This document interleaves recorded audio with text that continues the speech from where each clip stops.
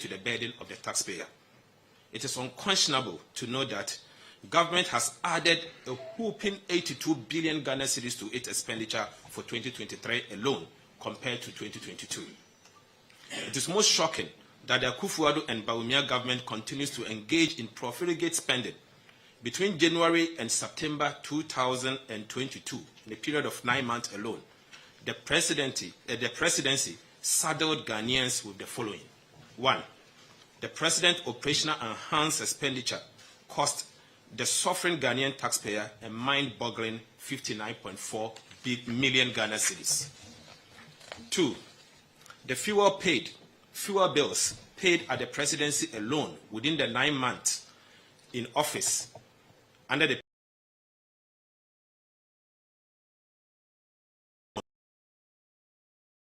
Ghana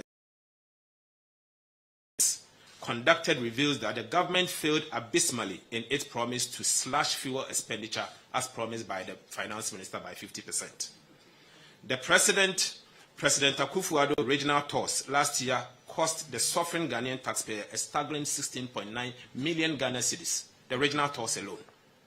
Ties and batteries at the office of the president costed the taxpayer 15 million Ghana cedis in 9 months. The last cabinet retreat alone costed the taxpayer an amount of 4.8 million Ghana cedis. Payment for new vehicles cost the suffering Ghanaian taxpayer 6.5 million Ghana cedis. This is particularly distressing considering the finance minister Ken Ofori-Attah's announcement of a ban on imported official vehicles in March last year. Payment of networking and ICT equipment cost the suffering Ghanaian taxpayer an impressive 6.6 million Ghana cedis. An additional expenditure on office equipment, furniture and fittings cost the suffering Ghanaian taxpayer a fantastic 7 million Ghana cedis for a period of 9 months alone. Telecommunication and internet service from January to September alone cost the suffering Ghanaian taxpayer a shocking 20 million Ghana cedis. In fact, the Vice President, Alhaji Bawumia, is equally complicit. Urgent and other emergency activities as his office alone for 9 months.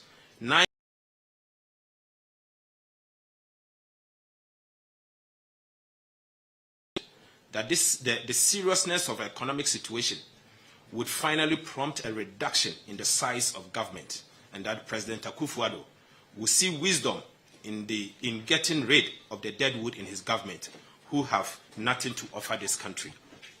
In their circumstances, while the insensitive government is refusing to act responsibly to contain the looming economic disaster, we in the minority will fully discharge our duties to the people of Ghana.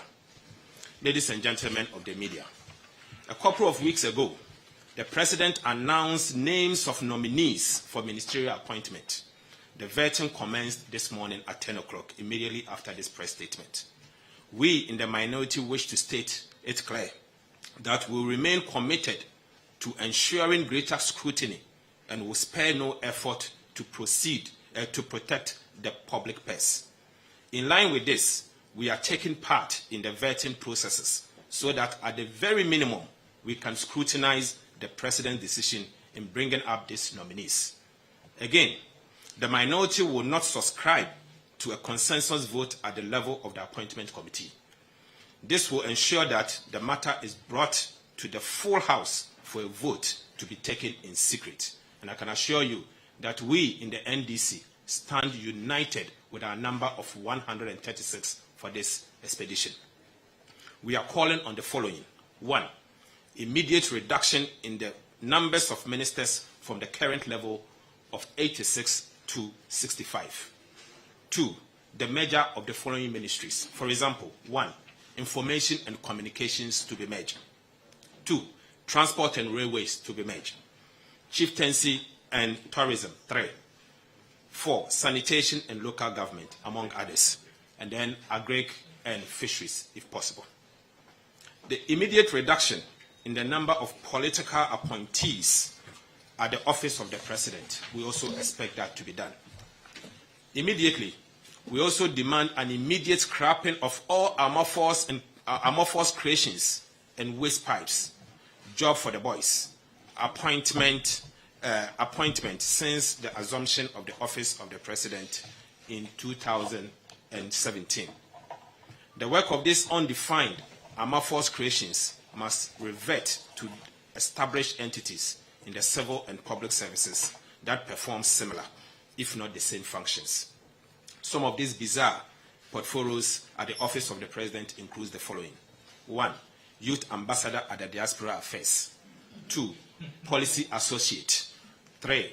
Chief Executive of Public Sector Reforms. 4. Overseer of National Cathedral. 5. Church Relations Manager. 6. Diaspora Church Mobilization Officer. 7. Policy and Coordinator Analyst. 8. Focal Person, La Francophone. Focal Person, La Francophonie. 9. Technical Director, La Francophonie. 10. Coordinator, Special Development Initiative Secretariat. 11. Director of Special Project. 12. Manager of Operations and Programs. 13. 5. Technical Communications Assistant. 14. Technical Advisor, Zongo Development Authority. 15. 2 technical advisors at the Special Development Initiative Secretariat. 16. Technical advisors, Political Affairs. 17. Presidential staffer in charge of NAPCO. 18. Office Management Executive Associate. 19. Technical Director of the Presidential Advisor on Media. 20. Data Manager. Colleagues, there are more. Finally, we reiterate our call for the dismissal of the Finance Minister, Ken Ofori-Atta, whose gross incompetence in managing our economy has assumed legendary status. The President must spare Ghanaians the agony of waking up tomorrow to see Ken Ofori-Atta still in charge of the economy. We thank you very much. Thank you. Brilliant.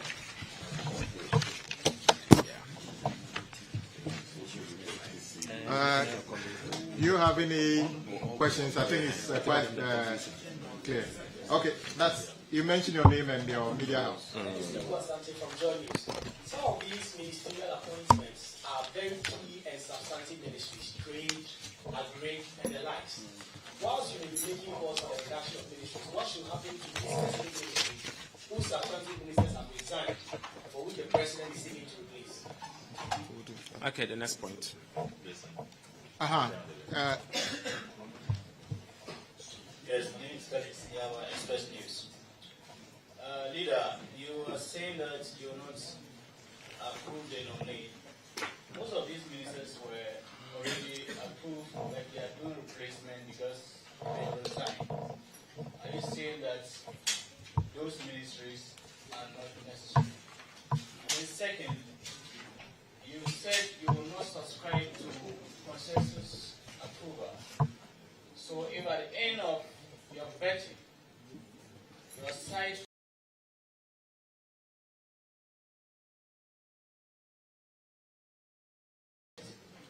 for a voting. Thank you very much. Komla is my name. I work at TV3. The very last ministerial appointment and approval that we had a similar stance that a minority had. But when it went for voting, we realized that some of people voted for the ministers that you had gone out to see should not be approved. You said you're going to do a secret voting. What is what's going to be the back end that the 136 of you solidly are going to be rejecting all of these who have been appointed? Thank you. I think we'll take the last one, and the leader will respond. Thank you, Leader. My name is Yusuf David. It's a rifle business, native one because you are calling for the finance minister's resignation. And you said it times to that number. And the man has said that he's trying to achieve the IMF payment. So what are you going to do differently to ensure that that will get you to scholarship? Thank Thank you. Leader, you can now respond. Okay, so I will start, and colleagues who assist me. I will first tackle with the question relating to whether we'll find fault and what we will do afterwards. But let me say that it's not about fault finding. It's about the principle. And the principle is that Ghana deserves a cut in government expenditure. Some of them are fine gentlemen, our colleagues, but it's not about them, it's about the country. And the president, who doesn't seem to care, and only cares about what is happening to his appointees and creating jobs for the boys, is what we are tackling. So our position is simple. And our position is that at this stage of our economic crisis, Ghana deserves a reduction in the size of government, period. Nothing more, nothing less. Honorable comment. Well, thank you very much. First of all, the point about how important some of the ministries are, Ministry of Agri and Ministry of Trade and Industry, and we agree. But we think that the president had a real opportunity to consolidate some of these ministries when these ministries had the ministers resign. And I think in the leader's statement, he stated clearly some of the opportunities that were there. There was an opportunity for the president to consolidate ministries like Ministry of Transport and Railways, to consolidate the Ministry of Tourism and Chieftaincy, to consolidate the Ministry of Information and Communication. These can be done. And in some of the ministries, we have 3 deputy ministers who, and some have been even elevated. We think that there's a real opportunity for these ministers to have been shifted to some of these key ministries. And so that is important. The other point is that the minority has 36 members of parliament. 136, sorry. And we are committed to making sure that our 136 stand together on this position. We are also calling our colleagues to join us in basically standing on this position to basically send a message clear to this president that they must cut the government in this very difficult period of austerity. But we are committed to our numbers, and the people of Ghana can be assured that our numbers is what we are talking about. Thank you very much, Leader and Deputy Leader. Just to add to what they've already said in response to your questions, the issue is that the country is going through an economic crisis. The government has been called upon to reduce the size of government. Thankfully, 2 ministers on their own voluntarily resigned. Nobody sacked them. 3. Yeah, doing chieftaincy. Voluntarily resigned. Nobody sacked them. So we thought that this would have been an opportunity for the president to reassign existing ministers to those ministries. We're not saying that trade is not important. We're also saying that agric is not important. These are 2 key ministries that any government must have. So we're saying that you already have 85 ministers, 3 have resigned, you have 82, so you should have simply reassigned some ministers. Let's say the ministers of 2 ministries, and then business will continue. But then he doesn't do that. He doesn't signal to the country any interest in having government itself also make some sacrifices. And we, the NDC, have given a clear indication that as a party, when given the opportunity, we will run the country with a much, much smaller number of ministers. Now, for us to have made that promise and yet have the capacity to use our vote to back the promise, and then the president makes nominations, and it's part of a commitment to having the size of government reduced, we go and sit and vote to approve these nominations to bring the number back to 85. It just doesn't demonstrate any commitment and seriousness on the part of NDC itself. So we, whether we succeed in preventing them from becoming ministers or not, we will vote to demonstrate that if we are given the opportunity to run this country, number of ministerial appointees, and that with the little capacity that we have, we will take every effort to prevent an expansion in the size of government. So that is what is at issue today. That's what is in issue today. And so all your questions, whether or not we will succeed, whether the 136 NDC MPs will vote for or against, and our previous experiences, we will make an effort. We may succeed, we may not succeed, but we will make an effort to demonstrate our commitment to compelling the president to reduce the size of government. The principle and the way it was executed in the past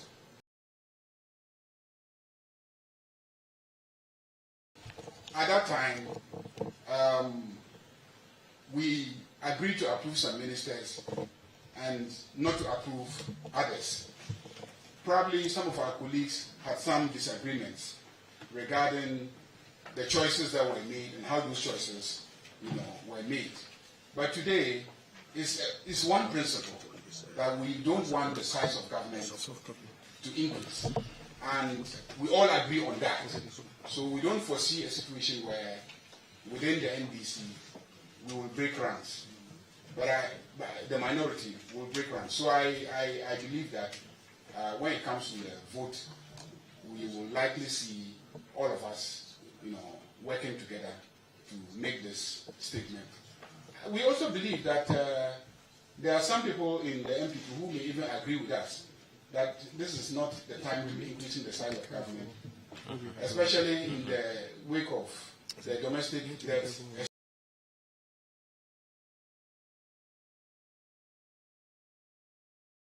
Perhaps President Akufo-Addo forgot.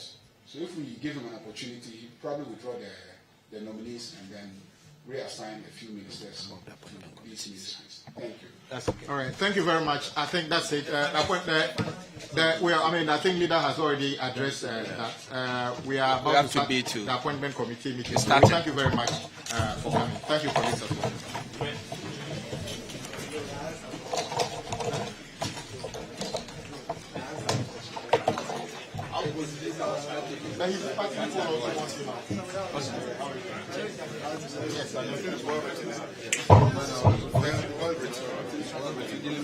Yes. Send me the soft copy. It's not. It's like put it on there. It's on the leader.